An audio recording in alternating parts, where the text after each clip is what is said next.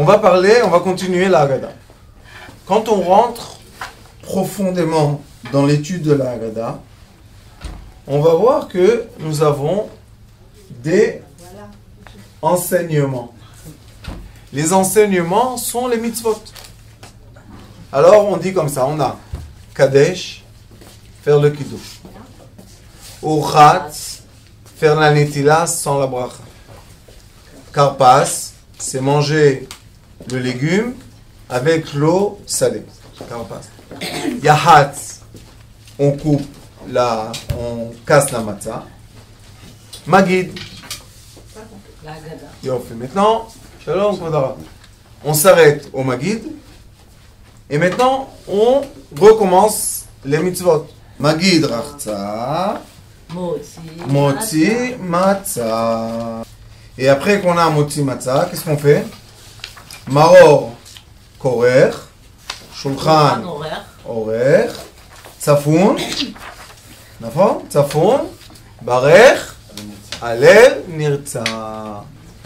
Si on regarde toutes les mitzvot de la Haggadah, on en a 13. 13, c'est Echad. Et 13, c'est Amour. Donc, on voit que le déroulement de toutes les mitzvot, c'est pour atteindre quoi? Le degré d'amour d'Akadosh Baruch Hu qui a vers nous cette nuit. Pourquoi Akadosh Baruch Hu a vers nous cette nuit tellement d'amour?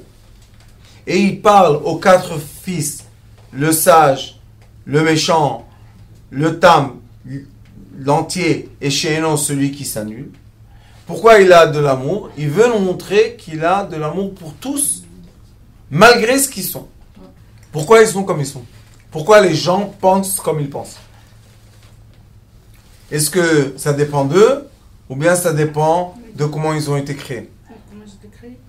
Et c'est pour ça que Akadosh Baruch Hu, il est écrit dans les livres, Ubilvat shelo idach meno nidach.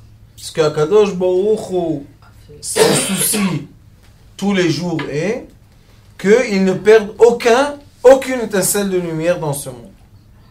La nuit de Pessah, il vient toutes les quelques mois, Akadosh Baruch Hu vient, il éclaire le monde d'une belle lumière pour que toutes les étincelles se remettent en place. C'est la raison. C'est comme un aimant qui arrive et tous les petits parties de fer, qu'est-ce qu'elles font? Elles se mettent en place pour que on puisse être aligné. Même il y a une médecine qui est une médecine des aimants, vous connaissez? Ouais. Qui n'est quelque chose. C'est une médecine qu'on met des aimants sur la main, dans les pieds, et on dort dessus. Qu'est-ce qui fait l'aimant? C'est écrit cette médecine dans le Parashat Noir dans la Zohar Kadosh. Il réaligne toutes les parties de fer dans notre corps. La nuit de Pessah, exactement la même. Et si vous allez regarder les mitzvot, vous allez voir une chose magnifique. Nous avons le kiddush sur le vin. Après avoir le kiddush sur le vin, on doit nettoyer nos mains. Mais comment on fait le nettoyage des mains? Sans bracha. Après ça, on mange le karpas, que c'est un légume, mais dans l'eau salée. Et après avoir mangé le karpas, on prend la matzah, on la coupe en deux. Mais quand on la coupe en deux, est-ce qu'on la mange? Donc la première partie du lait à seder, nous faisons des choses, la première coupe de vin c'est aussi des dinim, c'est Shem Elokim. Les dinim, c'est la rigueur. Après, on lave nos mains sans bracha, donc c'est seulement une partie de mitzvah. Après ça, on mange le légume avec l'eau salée, donc c'est pas tellement agréable. Et après ça, on casse la matzah. On peut faire l'allusion au tikkun halam. Au début, on fait kadesh zema mitukim.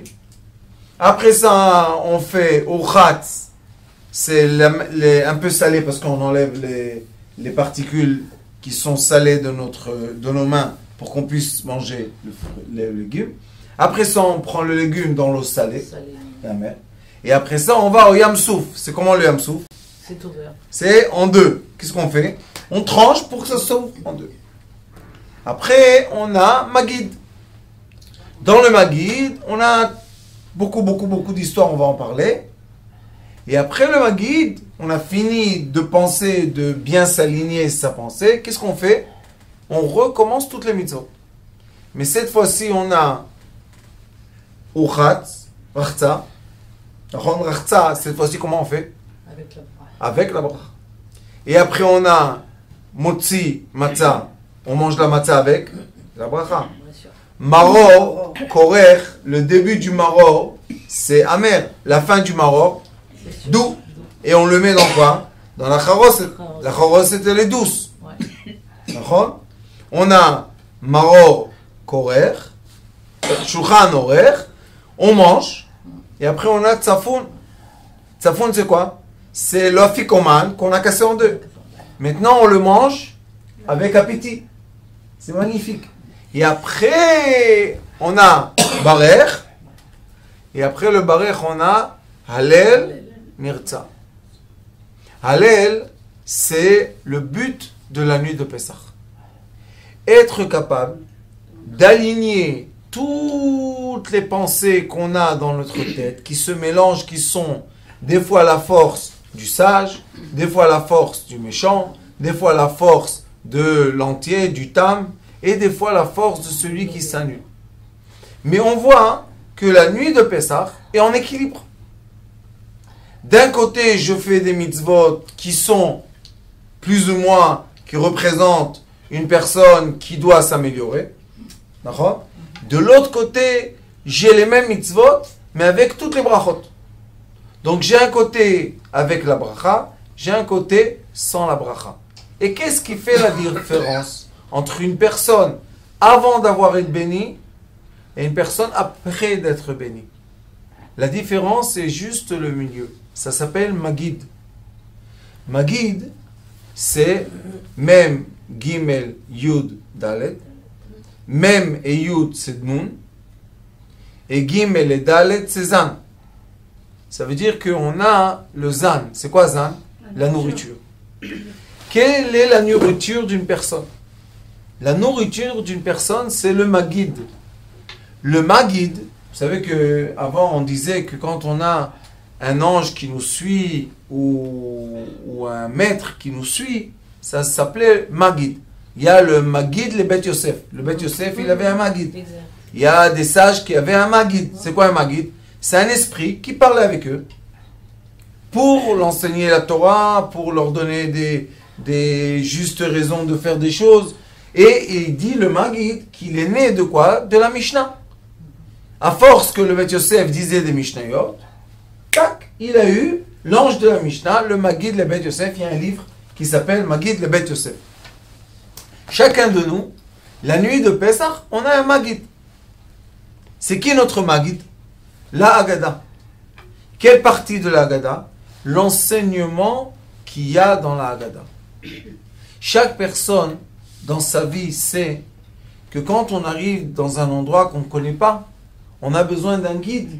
Vous voyez, guide, Magid. On a besoin d'un Magid. On a besoin d'un guide qui nous montre le chemin. D'accord? Quelqu'un arrive dans une ville et il ne connaît rien du tout. La chose la plus intelligente de faire, c'est prendre un taxi et que le taxi nous guide, puisqu'il connaît la route. Ou bien aujourd'hui, Waze. On a Waze partout. Donc, on a besoin, chacun de nous, dans la vie, d'un Magid, de quelqu'un qui nous guide pour nous emmener au bon chemin. C'est quoi le bon chemin? Le bon chemin est la capacité d'une personne de bénir sa vie. Tant qu'une personne n'arrive pas à bénir tout ce qu'elle a, il faut donner la bénédiction à tout. Tant que j'arrive pas à bénir ma vie, ça veut dire que le guide que j'ai, le Magid que j'ai, n'est pas dans la bonne direction. Il faut des fois changer d'un chameau à un âne. Et des fois, il faut prendre une calèche. Et des fois, il faut prendre le vélo. Et des fois, la voiture. Et des fois, l'avion. Mais le principal est quoi? Qu'on puisse arriver, bénir. Pas arriver et encore une fois rentrer dans un cycle qui n'est pas béni. Non, on doit arriver à bénir. C'est pour ça que quand on fait une choupa, quand on fait un mariage, dans le mariage, on fait quoi? On fait les Sheva Brachot. C'est quoi les Sheva Brachot? Arriver à accouplir un homme et une femme et les bénir. C'est pour ça qu'on les bénit des 7 brachot. Et il est écrit que les brachot qu'on bénit un homme et une femme, c'est les 7 jours de la semaine de leur vie. Et chaque bracha va bénir un jour de la semaine. C'est pour ça qu'on fait les Sheva brachot 7 jours de la semaine. Alors maintenant, on a tout un enseignement et tout un approchement différent de la Haggadah. On arrive dans la nuit de Pessah. Nous tous, le sage, le méchant, le tam c'est quelqu'un de naïf. Le naïf et celui qui s'annule, on arrive tous à quoi? À un degré, on rentre dans la nuit de Pessah, tous ignorants. Tous ignorants. On doit lâcher tous prise. Pourquoi? Parce que si on va rentrer dans la Haggadah de Pessah, dans la nuit de Pessah, avec nos pensées fermées, avec nos pensées fermes, on ne pourra pas sortir de la nuit de Pessah avec un changement. Et l'essentiel de la nuit de Pessah, c'est Ma nishtana halayla hazeh. Ma nishtana halayla hazeh, c'est la chose la plus importante de la Haggadah. Laïla représente ce monde qui s'appelle l'obscurité vis-à-vis du monde éclairé. Le monde futur, c'est un monde de lumière. Ce monde-là s'appelle le monde obscur. La preuve est que l'univers, malgré qu'il y a beaucoup de soleil et beaucoup d'étoiles, quand on regarde la nuit, c'est obscur l'univers. Il n'y a pas de lumière dedans. Donc, ça s'appelle Alayla. Et la Haggadah nous dit, Ma, c'est 45. Être, Adam, homme, c'est 45 en gematria hébreu. Donc j'ai Ma, l'homme. Nishtana, changera. Halayla, cette nuit. Mais comment l'homme peut changer cette nuit? C'est ça la question. Alors on prend Halayla. On a Hey, Lamed, Yud, Lamed, Hey. Ok? On a le Hey. Je vous montre. On a le Hey. Regardez. On a le Hey, le Lamed, le Yud, le Lamed, le Hey. Donc on a de cette direction et de la direction inverse, on a le même mot. Et ce mot-là, il tourne autour de quoi? D'un Yud. Le Yud. Le point. Le centre. C'est quoi le point? Ce qu'on étudie ensemble. Le point 0. Si cette nuit, tu veux changer, mets-toi au point 0. Le point 0, c'est quoi? Être tout et rien à la fois. J'accepte tout ce qui peut se passer cette nuit. J'accepte tous les changements qui peuvent se passer. Pourquoi? Parce que cette nuit, ça s'appelle l'El Shimurim. C'est une nuit protégée. On n'a pas le droit de dire Kriyat Shema Lamita. On ne dit pas Shema Lamita. Pourquoi? Les nuits de toute l'année, on dit Shema Israël. Pourquoi? Pour se protéger. D'accord? Cette nuit, c'est pas la peine de dire Shema Israël. Pourquoi? Il y a une protection divine sur tout le monde. Cette protection divine, qu'est-ce qu'elle nous permet de faire? Elle nous permet de changer. Quand quelqu'un, je le fais rentrer dans sa zone de confort, il peut tourner, il peut changer, il peut évoluer. Mais quand quelqu'un n'est pas dans sa zone de confort, il est dans une zone de quoi? Il est obligé tout le temps de se protéger, tout le temps de faire attention. Quand on est tout le temps préoccupé de faire attention et se protéger, est-ce qu'on peut changer? Non, on est trop occupé. Donc la nuit de Pessah, c'est la nuit qu'Akadosh Baruch Hu veut. Le maître du monde nous permet d'évoluer.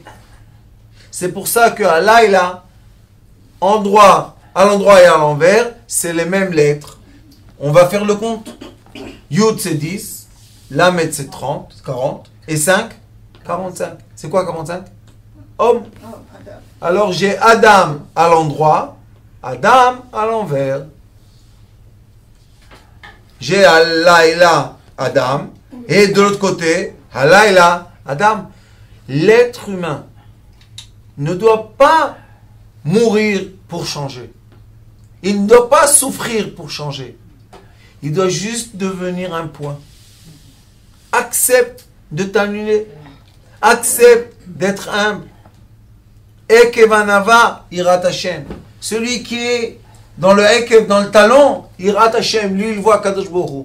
Mais celui qui est dans l'orgueil, il ne voit pas Kadosh Baruch Hu. Comment c'est possible? Si je suis dans l'orgueil, je suis plus grand, je suis plus haut, je suis plus près des cieux. Mais un Kadosh Baruch Hu, il est en bas. Qu'est-ce qu'il est écrit? Ashlech emet arza. Jette ta vérité par terre. Quelle vérité? La vérité qui emmène les conflits, la vérité qui emmène les problèmes, la vérité qui emmène la haine gratuite, la vérité qui emmène la kina, la jalousie. Jette par terre. Et qu'est-ce qu'il est après écrit? Emet me'eretz titzmach. La vérité, elle surgit de quoi? De la terre toute seule. Donc nous, où on doit se mettre? Dans la terre. Partout dans la Torah, quand Moshe Rabbeinu avait un conflit avec le peuple d'Israël, qu'est-ce qu'il est écrit? Vaipol Hashem et Moshe al panav. Chaque fois qu'il y avait un conflit, Moshe c'était le plus sage, le plus intelligent, le plus fort. D'accord? Chaque fois qu'il avait un conflit, qu'est-ce qu'il disait? Je m'incline. Devant qui tu t'inclines, Moshe Rabbeinu? Ce sont des méchants. C'est les enfants d'Akadosh Baruch Hu. Il n'y a pas de gens méchants. Et vous voyez que là, on a Adam, deux hommes, deux êtres.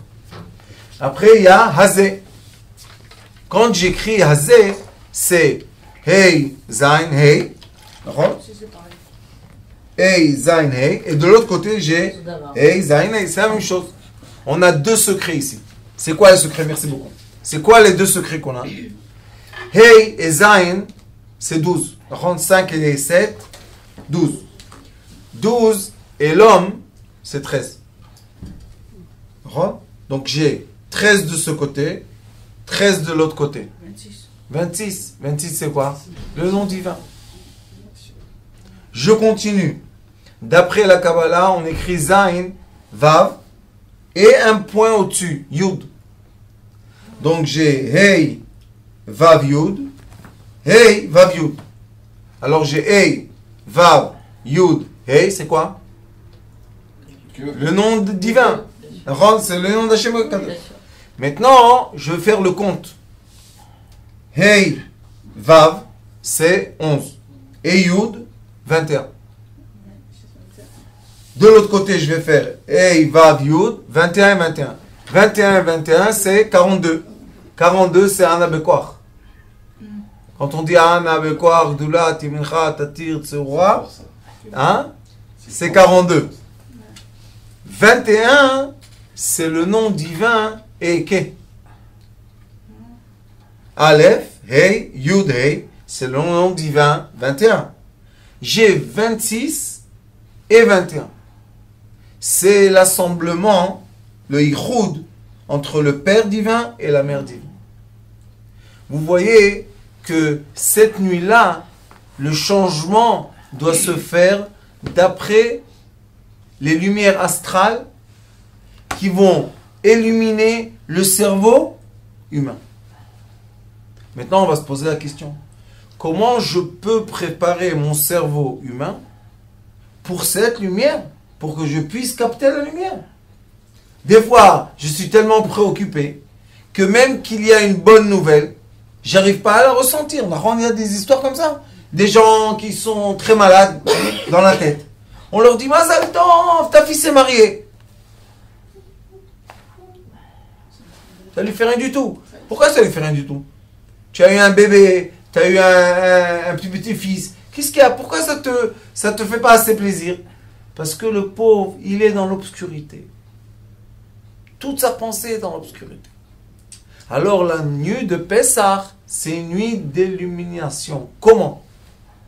On doit préparer les 3 degrés de l'être le cerveau, le cœur et le foie pour recevoir cette lumière. Premier degré qui se nettoie, c'est biur chametz. Je nettoie tout le chametz. J'enlève tout l'orgueil. Qu'est-ce qu'on fait pendant le biur chametz? On dit Kol chamira vechamia deika bershuti. Tout le chametz qu'il peut être à côté de moi, batil, je l'annule. Où tu l'annules? Dans ton cœur. Donc, déjà, premier degré, annulation du chametz du cœur. De l'esprit. Le cœur, c'est le ruach, c'est l'esprit. Après la nuit de Pessah, je mange la matzah. Vous savez qu'est-ce qu'elle fait la matzah dans l'estomac? Comme elle est sec, la matzah. Quand elle fait quoi? Elle absorbe tous les liquides de l'estomac. Après, quand, à part votre respect, une personne évacue les déchets, elle va évacuer tout le chametz qui était dans mon corps. Nous, on fait le jeûne avant. Il y en a qui font attention de ne pas manger chametz beaucoup de jours avant Pessah pour profiter Et il faut savoir que si on veut profiter de notre estomac, il faut 3 jours manger le minimum. Et avant Pessah, si l'estomac, on l'a bien vidé, alors maintenant quand on va manger la matzah, on va être très content. Mais la matzah, qu'est-ce qu'elle va faire? Elle va absorber les liquides de l'estomac et elle va sortir. Donc j'ai maintenant nettoyé toute la partie de digestion avec la matzah. Alors déjà j'ai la partie digestive, la partie respiratoire et le cœur. Maintenant, je dois nettoyer le plus dur, le cerveau. Comment je nettoie le da'at? Comment je nettoie ça? Mikvé. Mikvé zetov. Aval, anirotse, je veux nettoyer le da'at, l'intérieur de la façon dans laquelle je pense. Et là, qu'est-ce que je dois faire? Je dois dire la Haggadah, le Maguid, du début à la fin, sans parler au milieu. Il y a des gens qui donnent beaucoup de commentaires au milieu. Ils font les commentaires de la Haggadah. Et les enfants s'endorment. Et les femmes sont fatiguées, elles s'endorment. Et personne arrive à profiter ni de Rachza, ni Motzi Matzah, ni Maror, ni Korech, ni Shulchan Orech, ni Tzafon. Donc, ni Barech. Et d'après ce qui devait être, on arrive aujourd'hui à la maison, c'est à 6h30 par exemple de la synagogue. Tout de suite, il est écrit que vite, il faut changer les habits, mettre les habits blancs. Préparer la Kehara, tout doit être sur table, tout. On doit juste mettre les éléments dans la Kehara. Et après, hop, on rentre dans le Seder. Pourquoi? Pour que les enfants restent éveillés, pour que les femmes puissent profiter. Si on commence à manger à minuit, les pauvres, elles ont travaillé tellement dur. Et après qu'on a dit la Haggadah, ça prend à peu près une heure de dire la Haggadah. On est à peu près vers 8h, 7h30, 8h. On peut manger. Rachza, Motzi Matzah, Shulchan Orech. Dans le Shulchan Orech, quand on mange, il n'y a pas de problème. Tu peux dire les nouveautés de la Haggadah, tu peux parler, tu peux raconter des histoires aux enfants. Et il est très recommandé, chacun de nous a eu dans sa vie au moins une fois une histoire d'un nes, d'un miracle qu'Akadosh Baruch Hu l'a sauvé d'un problème. Au moins une fois dans sa vie on a eu. Les sages disent que quand on parle de miracle et de délivrance, il faut raconter ses propres miracles, ses propres délivrances à nos enfants. Pourquoi? Parce que eux, quand ils entendent les délivrances d'Égypte, ils sont petits, ils n'ont pas la conscience de comprendre qu'on est tous... C'est trop grand pour eux. Alors qu'est-ce qu'il faut faire? Il faut leur raconter nos propres histoires. Quand on leur raconte, moi j'aime raconter l'histoire de mon grand-père, des histoires comme ça, pour leur raconter. J'avais un grand-père qui était 2 fois dans les camps. Et il a passé 2 fois les chambres à gaz. Mais comme il était intelligent, et on les a mis dans... Vous savez, il les mettait comme ça. Et quand il était il a regardé l'immeuble, Il a vu qu'il n'y a pas de tuyau d'eau, il n'y a pas d'égout, il n'y a pas de... Il a dit, comment on se baigne ici?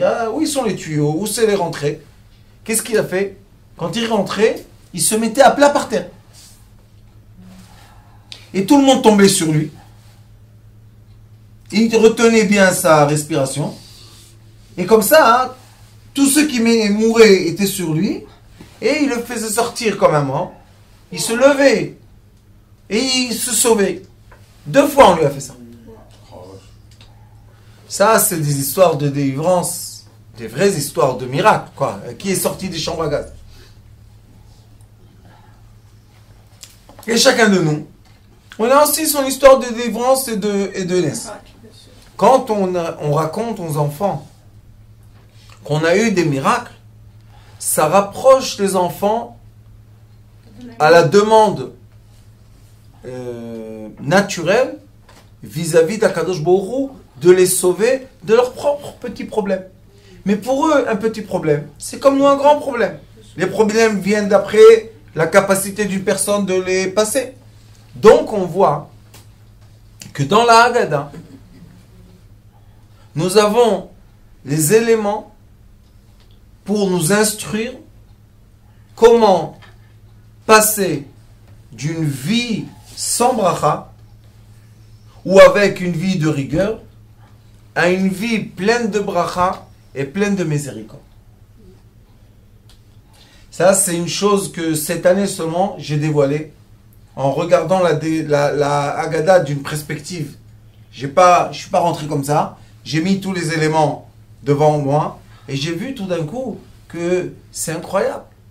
Ils sont en train de nous faire passer d'un monde à l'autre. C'est pour ça qu'il est écrit Manishtana. Change.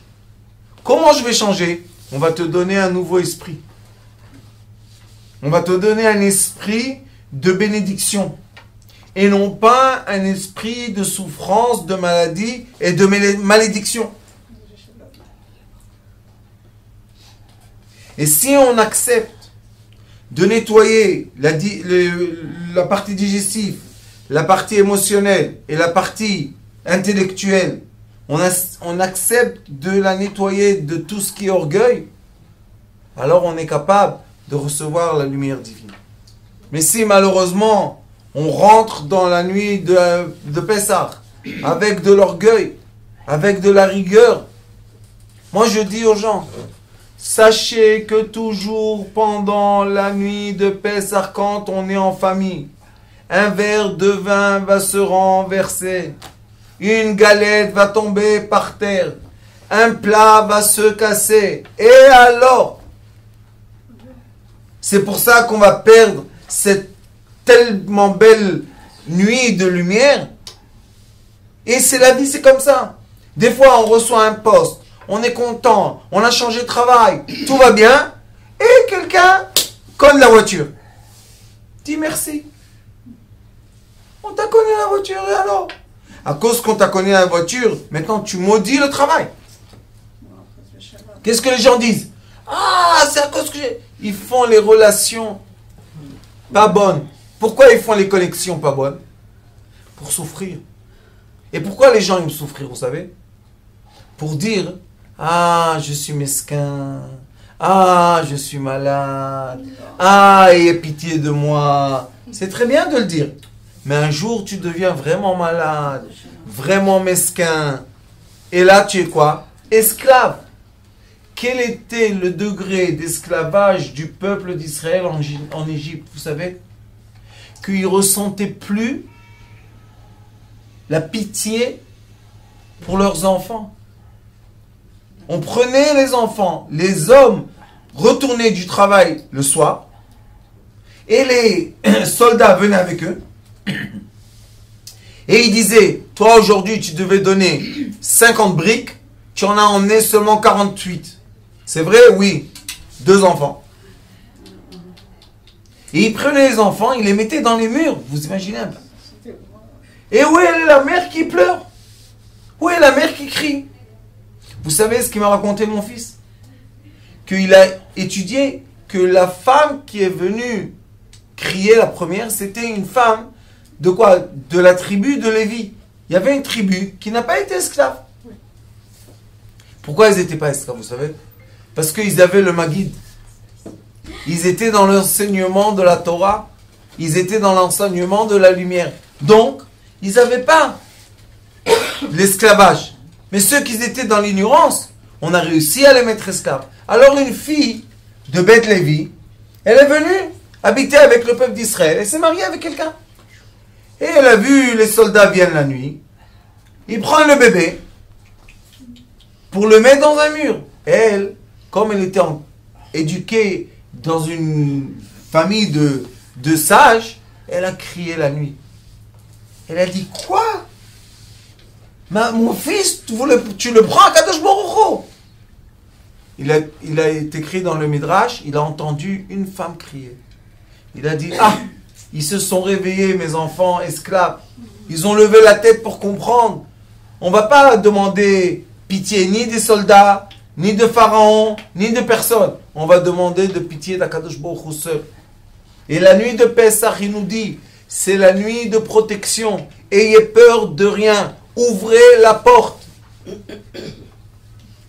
Personne ne va vous faire du mal. Pourquoi? Ani Hashem Shomrecha. Moi, Kadosh Baruch Hu, je te protège. Alors il y a des gens qui disent, qu'elle protège? Où il me protège? Tu sais qu'est-ce que j'ai vu, j'ai vécu dans ma vie? Rav, soyons honnêtes. Hier, j'ai eu un monsieur qui est venu me voir. Comment dire? Que Dieu le garde. 75 ans, 20 ans en Israël, sans travailler. Il vient au Lechadash d'un pays. Je lui ai dit, pourquoi tu n'as pas travaillé? Hyper intelligent. Vous savez, les savants, comme ça. Je lui ai dit, pourquoi tu n'as pas travaillé? Il m'a dit, c'est tous des idiots ici. Je lui ai dit, qu'est-ce qu'il y a? Tu es tellement intelligent. Il m'a dit, oui, je parle 7 langues, je suis. Pourquoi il est venu? Parce qu'il ne veut plus vivre. Alors il a un débat avec sa femme. Est-ce qu'il a le droit de prendre quelque chose pour ne pas se réveiller? Et la pauvre, sa femme, elle pleure à côté de lui. Et lui, il part, il s'en fout. Vous savez, ça s'appelle une marachchora. Et on dit, vous savez, le japonais, c'est très proche du tunisien. Rama. Il a une pierre dans lui, que Dieu nous en préserve. Oui, c'est un samouraï, mais... Vous savez qu'est-ce que j'ai fait? Qu'est-ce qu'on peut faire quand quelqu'un vient comme ça, tout dépressif, et vous connaissez les gens que tout ce que tu dis, il te dit, ouais, j'ai déjà entendu ça. Ah oui, ça aussi déjà. 20 ans, il fait comme ça. Qu'est-ce qu'on va faire? Vous êtes mis à peur. Non, vous savez ce que je lui ai dit? Dans son sens. Je lui ai dit, Dans son sens à lui. bien sûr, je lui ai dit, t'es tellement intelligent. Hop. Je lui ai dit, t'es tellement instruit. Je lui ai dit, tu comprends tellement bien les choses. C'est un gaffe-tête. Je lui ai dit, colle la cavote à toi. Boum. Je lui ai dit, toi, tu dois aider des enfants. Il m'a dit, quoi? Il m'a dit, mais je parle pas l'hébreu. Je lui ai dit, tu sais combien d'enfants habitent autour de toi, qui sont au Lim Khadashim de ton pays, et qui n'arrivent pas à comprendre les mathématiques, l'anglais. C'est difficile. Vous savez, un enfant, il vient dans une classe en hébreu. Il ne comprend rien au début.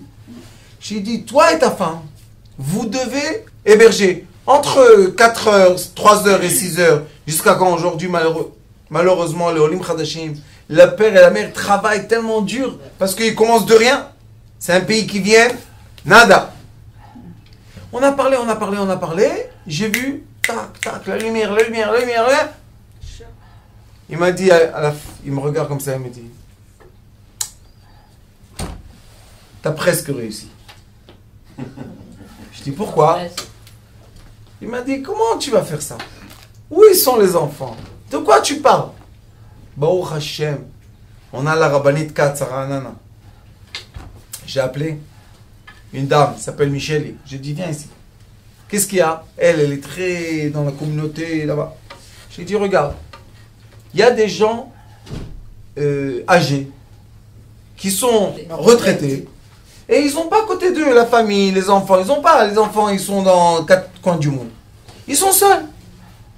D'un autre côté, Nous avons des familles que le père et la mère travaillent très très dur pour assumer venir ici, vous savez, venir sans rien, ça commence, les loyers, les enfants, ça coûte cher la vie en Israël. Je lui ai dit, regarde qu'est-ce qu'on va faire. On va assembler les enfants avec les gens âgés et on va faire des familles. Des familles quoi? Un mutuel. Grand-père, parents, enfants. Elle était tellement contente. Et lui, il était tellement content. Sauf qu'il m'a dit, hey, tu m'emmènes pas trop, hein? J'ai dit, écoute, dans le ciel, il est écrit que chaque enfant qu'on lui donne une éducation, c'est comme notre enfant. J'ai dit, de quoi tu pleures? Tu en as eu 2 du ventre de ta femme et tu vas en avoir 100. Vous savez, je ne peux pas vous exprimer la lumière qu'il y a eu sur son visage. Et je lui ai dit, maintenant tu souffres? Il m'a dit non. Je lui ai dit, tu sais pourquoi? Parce que tu as un sens à ta vie. Le sens de la vie, ça s'appelle Maguide. Le Maguide, c'est celui qui va nous dire comment se comporter. C'est un guide. La Haggadah, c'est un enseignement de comportement. Vous voyez qu'il y a 4 pensées, 4 enfants différents, mais Kulanu Mesubim, autour de la même table. Et les 4 enfants ont 4 questions. Mais les questions qu'ils ont, on se pose tous ensemble. On ne jette aucun des enfants. Parce que seulement l'union peut emmener l'évolution d'un être.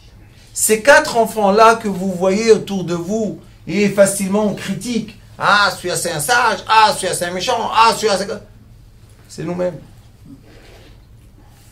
Nous les avons dans notre tête, dans notre esprit. Nous en avons un à droite, un à gauche. Dans le cœur, il y a la chambre droite, chambre gauche. Dans le foie, il y a le côté droite, le côté gauche. Dans les reins, il y a un rein droite, un rein gauche. Dans les poumons, il y a poumon droite, poumon gauche. On est toujours dans un équilibre. On doit toujours chercher un équilibre. Parce que quand on n'est pas dans un équilibre, on tombe. Il y a un côté trop lourd. Il y a un côté trop fatigué. Et si on ne rentre pas dans l'équilibre, on tombe, malheureusement.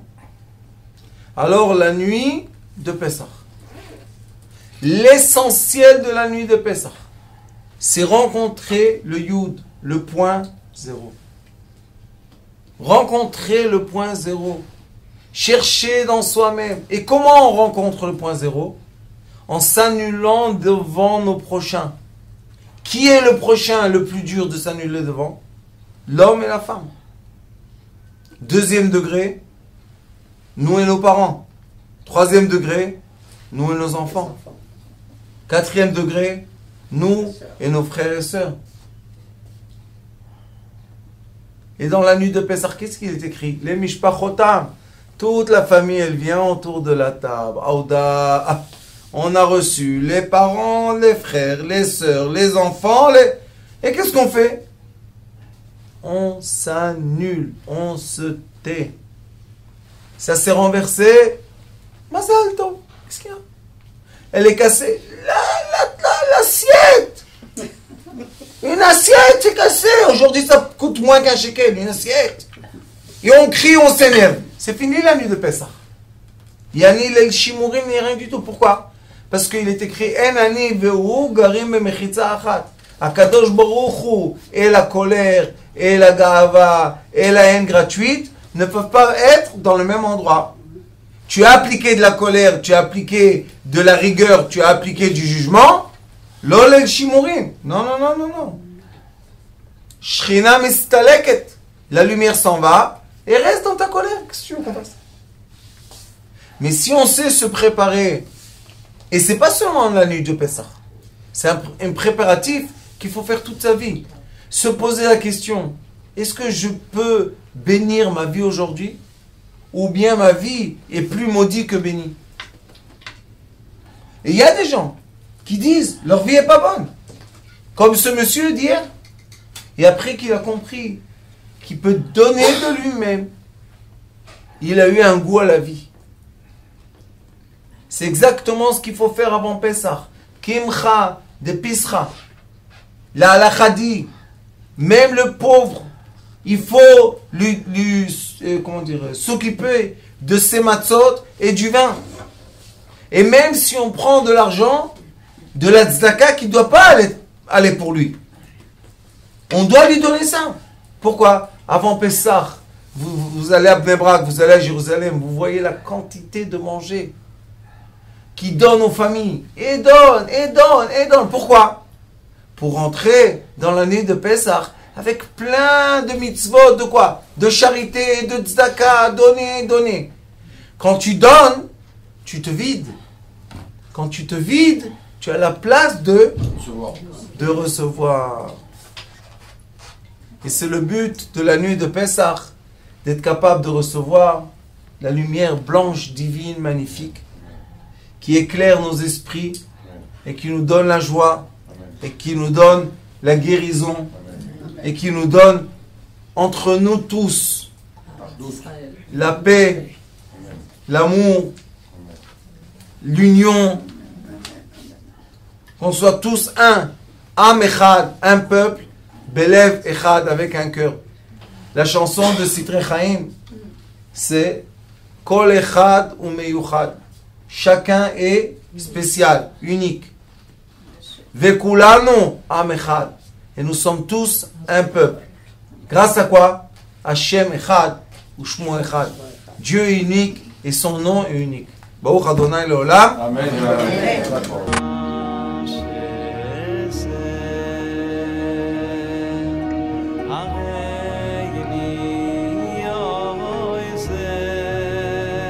הוא היה אומר לי, בבית שלי יש מלאכים, לא רוצה לצאת מהבית.